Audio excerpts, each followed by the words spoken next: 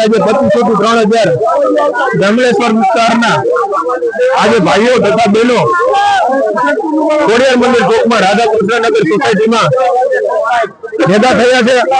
તમામ લોકોની એક જ માંગણી છે કે કોઈનો આશરો ન છીનવાય, કોઈનો માળો ન વિખેરાય।